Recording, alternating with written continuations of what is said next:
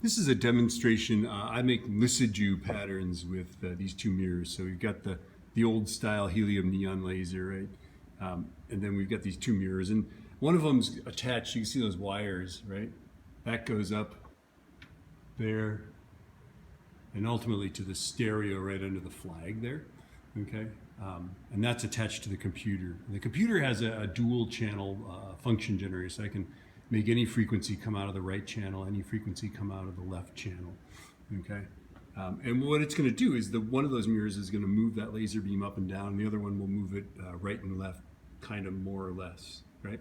And what I do is I'll take this thing and turn it on and generate different intervals, right? Like a perfect fifth and a perfect fourth and a perfect third, and you can see the dot up there.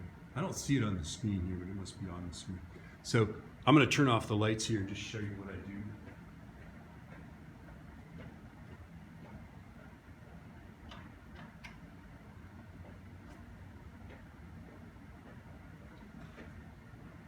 And what I'm doing is I've got the function generators. I'm going to turn it on to a triangle wave, which gives them it gives the sound a little more bite to it, so they can hear it, right? And then let's turn this on. And then we'll turn up the volume. And you can see that it's just making a little diagonal line like that, right? And now what I'm going to do is I'm going to turn one of them on. They're on 100 hertz each, triangle wave, right? Constant frequency. What I'm going to do is I'm going to change the frequency of the right channel, and you'll see what happens.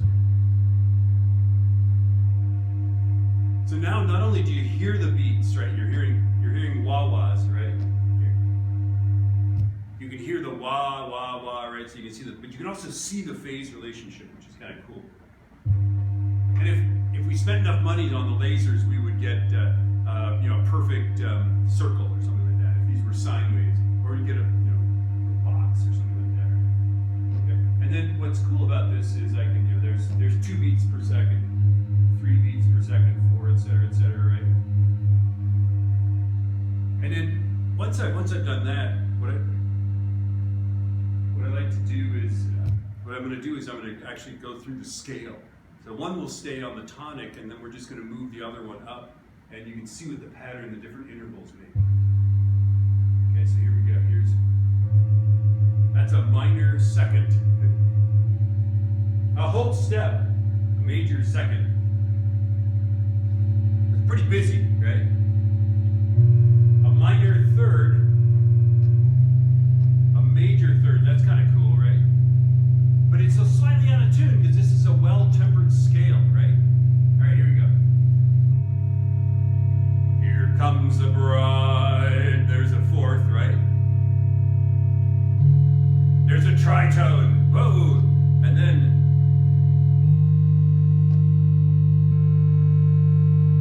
there's the fifth. Now, this interval on the laser, it shouldn't move at all, but it's just slightly out of tune because this thing is tuned the way a piano is tuned. So it's equally in tune. Let's make it positive, right? It's equally in tune in all the keys, right? So you have to make flat the fifths, right? And so you can actually at this point type in, it's 100, and 150 would be the fifth, right? There it is. That's a perfectly in tune fifth. But you can't tune a piano that way, sadly, right? All right. So let's go back down to there.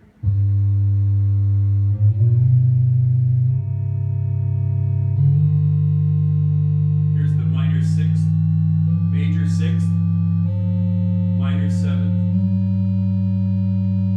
And then there it is, and you can see the up and down. The right channel is the one that's going up and down because it's at 200 hertz, and the left channel is going left and right. Okay. Whoa, what is that? All right. Anyway, I like to do that. Of course, the problem is I always end up doing this at the time of year where all of my musical, like the band kids, are like at some stupid competition, which is sad to me.